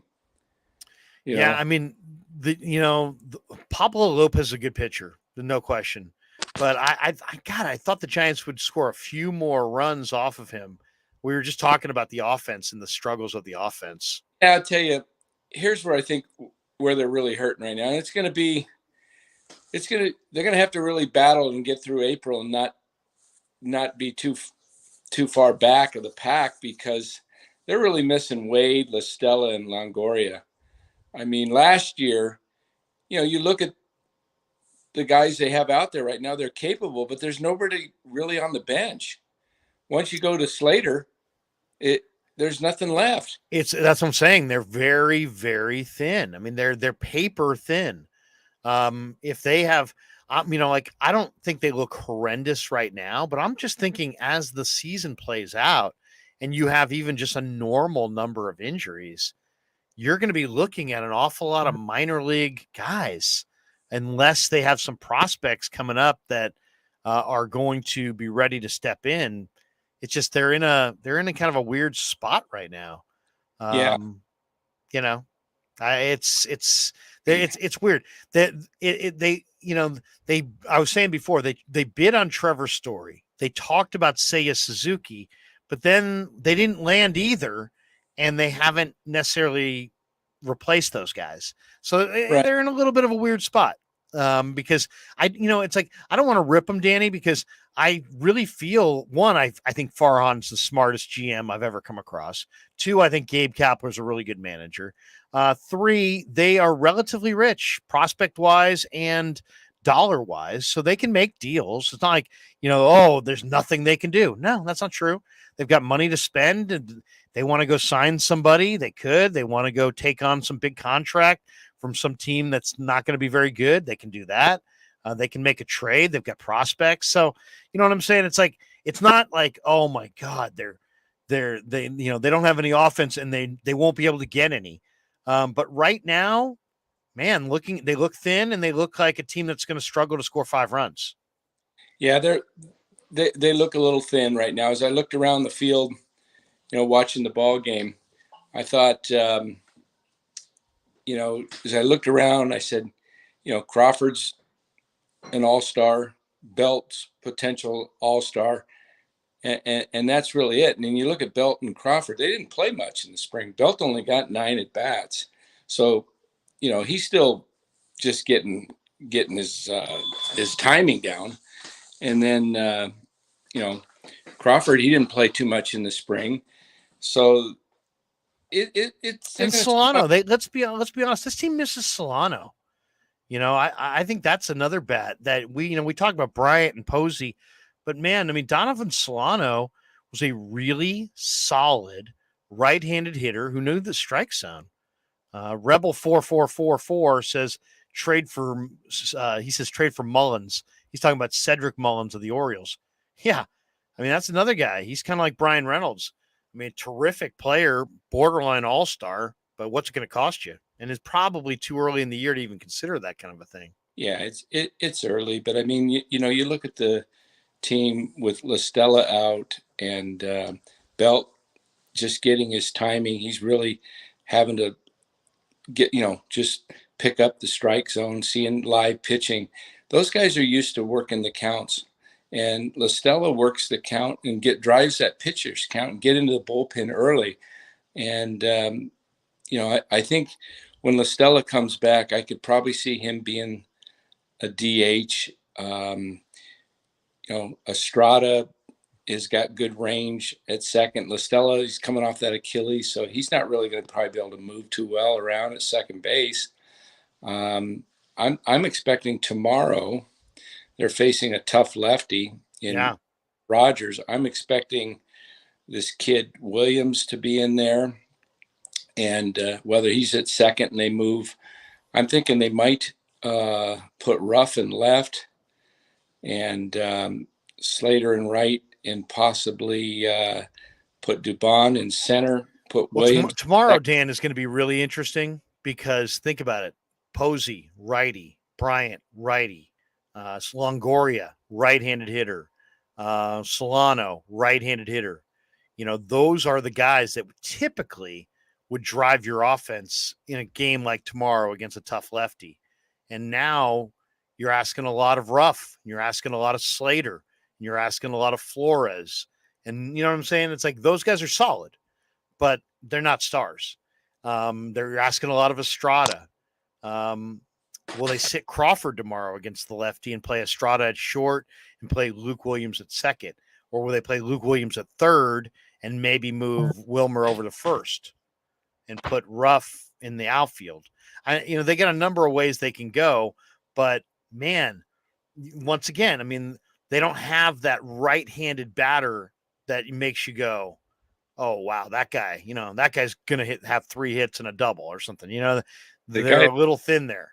The guy that I would have liked to see him have, and they could have had him for I think, fairly cheap, was out in left field for the Marlins today in Soler. The World Series MVP. That's another guy. I mean, why would the Giants? Now, who knows? Maybe Jorge Soler wanted to live in Florida. Well, he's from Cuba. That's possible. I mean, we're talking about a totally different part of the world than where the Giants are. And there's a lot of guys who don't want to pay California taxes. There's a lot, believe it or not, and I'll talk more to Ned Coletti about this as we have him on throughout the year. But Ned used to make the point to me that he'd canvass the free agent market many of those years when he was the Giants assistant GM, and he said, Lair, you would be shocked at the number of players that wouldn't even take our call because they wanted to play west of the Mississippi. So I would, as a fan, you kind of don't really think about those things that much, but there are people, I love being in the Bay Area. Heck, you've been in the Bay Area. There's lots of people. Many of the people in the audience are in the Bay Area, of course. We love it here. We see the greatness of California or the greatness of the Bay Area. But you know what? There's a lot of people that just see high tax rates and they're far away from their family. And suddenly it's like being on the West Coast is like, no, I want no part of that. Right. Yeah, I could see Soler wanting to play in Florida because he's from Cuba. So it makes sense to be closer down that way. And like you said, taxes play a big role in it. Are you going tomorrow? Or you just today? Tomorrow. So you went to? Did you go? You went to the opener, right? You went to the whole series. Yeah, I was there. So what did you think of Belt coming in on the boat? Oh, that was fantastic. And did you get? Where's your captain hat? I've got one here. They were giving them out today. Go get it. I want to see it, Danny. If you have it, go get it and put that thing on. I'll have to grab it and go get it. Go get it. Well, I gotta see the captain's hat. Yeah, the captain hat. Today was Captain Hat Day. Tomorrow is arm sleeve day, I believe. Will you be getting an arm sleeve for when you take batting practice? We want to have him like give us a little shout out after the game tomorrow from the stadium. Wouldn't that be cool, Larry? Yes. I'll send him. You do it in the stadium.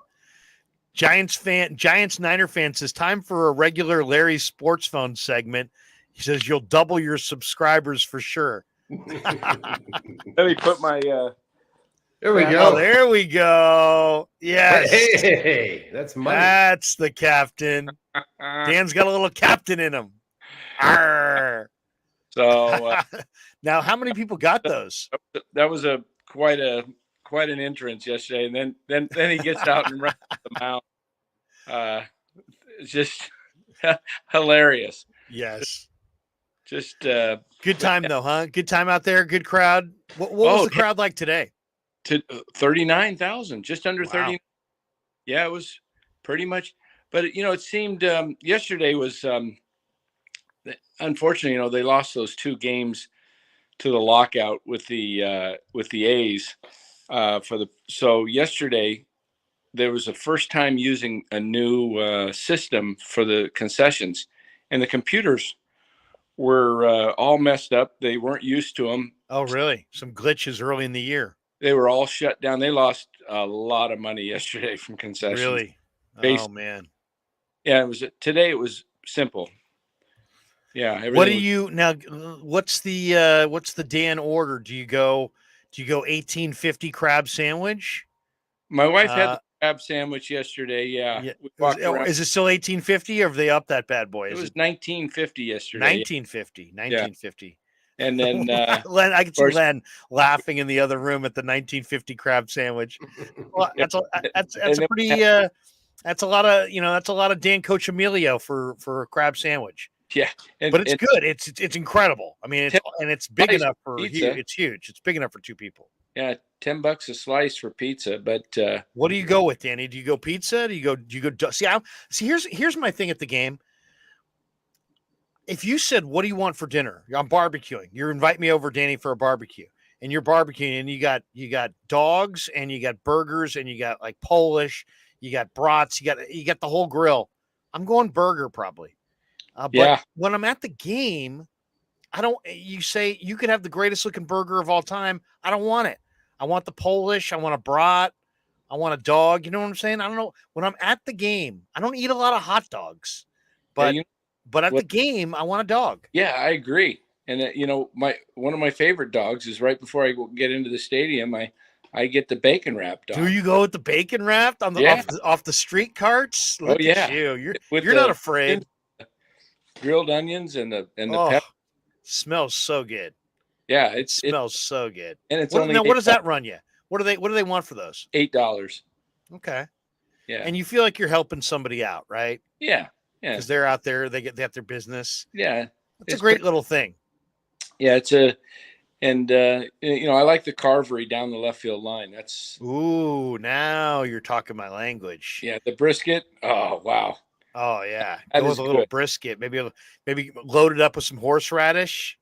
Yeah. And disappointed because it was closed. And really, I went back in the 5th because their computers were down. They couldn't. Oh, I got you. So I went back down there, and the guy said, "He said, hey, let me get you something." So on the house, brisket sandwich yesterday. Nice, because that's at least they know that you're, that they're kind of inconveniencing you. Right. What about do you ever so you're going dog, you're going brisket. What's the other thing you ever go with the cha-cha bowl? The I haven't done that Orlando's. one yet. Yeah, the Cha-Cha Bowl. I don't know if they still have the Cha-Cha Bowl. That used to be in dead center field. Those were pretty good. Those were definitely pretty good. I'm right. How about alcohol? Do we get a couple beers in us at the game, or what are you going microbrew? You go soda, water? I like a Diet Coke just to keep me awake. Keep your Sometimes like today. It's not an endorsement for this offense right now, by the way. Today's game was just like a sleeper for a while. By the way, Steve says Susan Slusser has said that Flores is dealing with off-field issues and may have to do with some of the bad fielding plays he's had. That's another factor, guys, that we never talk about, really. It's not that people don't care. It's just that we don't know, right? So it's like we don't know. Everybody's got a life. Everybody's got something going on in their life. And so these guys who are playing this game, that's very skill-based game, sometimes your head's somewhere else. Why? Because your kid's sick or somebody's dying in your family, or you're having marital problems or whatever it is. So it's like you never know what a player's going through, and I don't need to know those kinds of revelations, but every now and then, I don't mind when they come to the surface because it reminds people these are human beings. They're not robots. You know what I mean? You're not rooting for a bot. Wilmer Flores is a person. You know what I mean? So anyway. Maybe a little explanation why he struggled a little bit defensively. I was just thinking, Larry, that Dan can get discounts because he just says he's on the Krueg show, so they'll know. Yeah, did you drop that you're on? Did you say I'm one of the underwriters of the Krueg show? Is that maybe that's why you get the free? that's that could be it. I've got my fans around that yard. They said, there we go. Hey, there's Coach Emilio. Coach Emilio's with Krueger now. Get it. I don't care if the thing's down. Get him some brisket. Get this guy some brisket. The Carvery goes, is it three options? Is it brisket, turkey, corned beef? Or... I think so. I know there's turkey, brisket, and I always go with the brisket. Yeah. I might mix it in with turkey too. I like that. I like little turkey, but I can't. I need some gravy on my turkey. I can't have it dry. Yeah, but good stuff, and the park looks beautiful as always. But the grass has been really looked good last year and this year.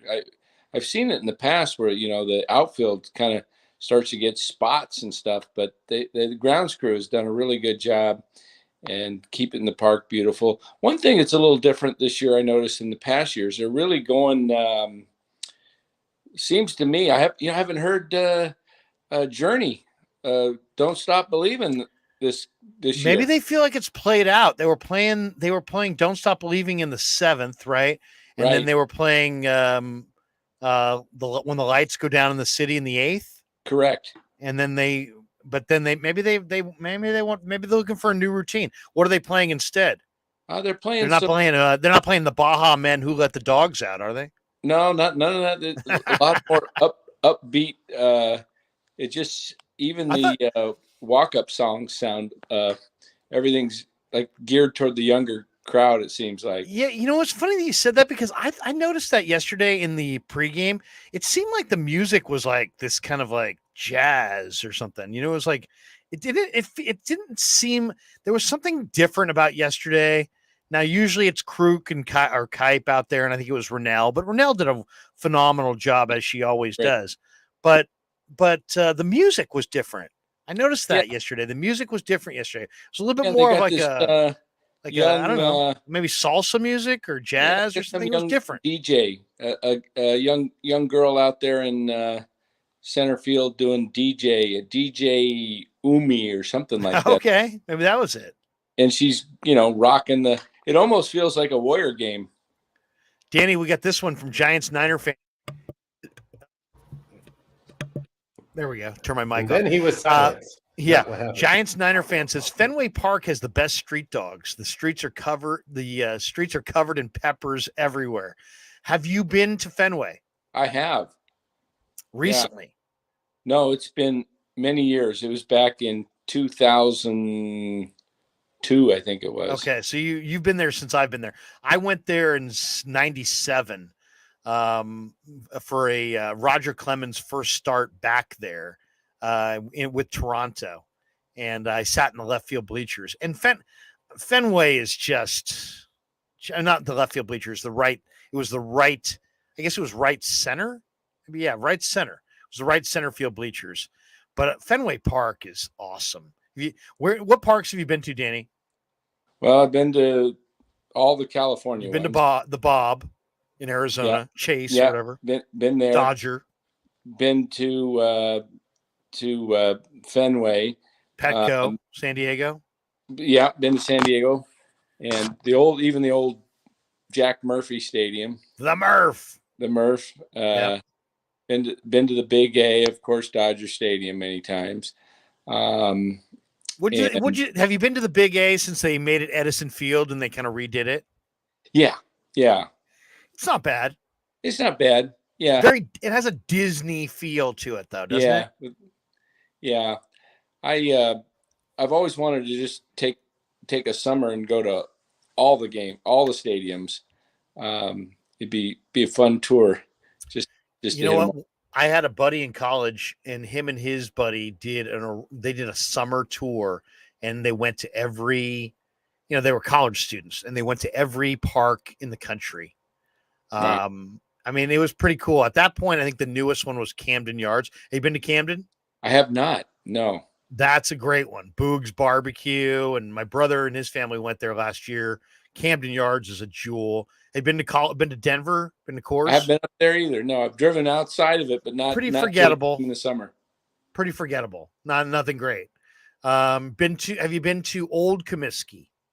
No, I have not been to any of the stadiums in Chicago. I need to get out there. I did some East Coast stuff. Tiger. Did you ever go to Old Tiger? No, I've only Comerica for the World Series, maybe 2012. No, only on TV. Ballpark in Arlington. I haven't been there either. The Rangers played. Yeah, I need to get out and get to some more stadiums. We got to do a tour. We got to. I got to do a tour. That would be fantastic.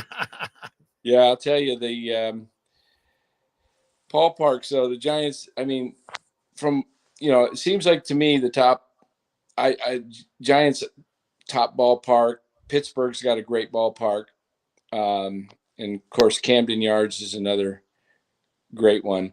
As old as Dodger Stadium is still a beautiful, it's nice park. Oh, it's unbelievable.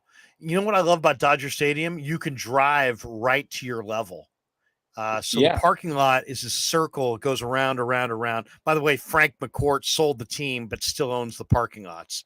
My goodness. Yeah. Because he knows how much revenue is involved in it. I mean, if you ever want to make it big, be like Danny or, be an attorney or, be a doctor, be a professional. You ever want to make it huge, buy a parking lot.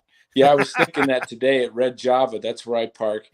And, it's $50. And I kidded the lady today. I said, hey, I still had my receipt from yesterday. I said, hey, can I just change the date from the 8th to the 9th and just put it on my dashboard? She said, "No." Oh my God, $50 to park. $50, and then you got to walk 20 minutes. So I'll tell you my parking story. I went to a Raider game at the LA Coliseum. LA Coliseum's in kind of a rough neighborhood, and it was me and three of my buddies, and it wasn't my car; it was my buddy's car, and we get out of the car. And we're in South Central LA, and we're, walking to the stadium, and this kind of rough looking guy with a huge neck tattoo comes up to my buddy, and he's like, "Hey man, if you pay me $20, I'll watch your car." And my buddy's like, "No, I'm cool." And I said, "Oh man." Oh, so we start walking away. I'm like, because we'd already paid for parking. We'd paid for parking in the slot. And I'm like, are you really going to say no to the guy, the dangerous looking guy who basically just said, I'll watch your car for $20. And he's like, you know what? That probably was a really bad decision, huh? And he's like, hey, and he goes back to the guy. And he's like, hey, you know what? I kind of changed my mind. I would like you to watch my car. And we may actually be here a little bit longer. And he just makes up some bogus story. And he gives the guy $20. And I'm like, Good decision. Never, never tell the guy can I watch your car for $20? Yeah, you know what? I think that's going to be a great decision. I need it watched, and I'm glad you approached. Yeah. Hey, Larry. Yes. I'm about to zoom out, but listen, we'll get a shot from Dan, by the stadium or something tomorrow, just after the action, so he'll have all the energy of coming right off a game. Maybe right outside, or maybe while you're in the bleachers at the end. But then, if you're trying to like get to your car, I don't know the layout, Dan, but let's try something tomorrow. I'll send you a link. You can pop in for a few minutes, say hi for tomorrow's post game show. How's that sound? Yeah, we'd love to get maybe a guided tour. Maybe we could. How about take a lap of the stadium with Danny? Because one thing about the beautiful part about the ballpark is you literally can take a lap. I mean, you can walk around the ballpark and be in the park. What do you think about like a ninth inning lap on camera of the stadium tomorrow? Give people like a guided tour for people who haven't seen it. You don't have to have the camera on yourself. Just kind of point it at what you're seeing as we go. Yeah, that might not be too bad. Hopefully, it's not a tight game where I want to watch. Yeah. No. Believe me, we made Dan, the ninth inning of a big time game, walk on the perimeter of the stadium. Now, if it's nip and tuck, we'll scratch it. We'll do it the next time. But if there's a margin of victory tomorrow, if it's not a close ninth inning, maybe we can get some footage. Yeah. But you know what? We've gone an hour and 46 minutes, and we've had a lot of fun and taken some calls today. Kind of broke new ground. This is the first time we've taken calls, video calls, and I'm loving it. So, well, why don't we all sign off right here? Thanks to everybody in the chat. And why don't we tell people that, be sure to hit the like and subscribe button, and be extra sure to hit the notification bell so you can catch all the upcoming shows. We love doing this. I'm having a ton of fun. Thanks for supporting my channel, The Krueg Show. Thanks to Len. Thanks to Ryan. Thanks to Telmetrics. Thanks to Dan Coach Emilio. This guy. And thanks to this guy. and thank that guy. The wrong way. And then thanks to all the people on the chat, and of course thanks to everybody at Bay Area Sports Live and all the good people at the channel. We're excited to bring you post game. We'll be on tomorrow after Giants Marlins. Giants going for the series win.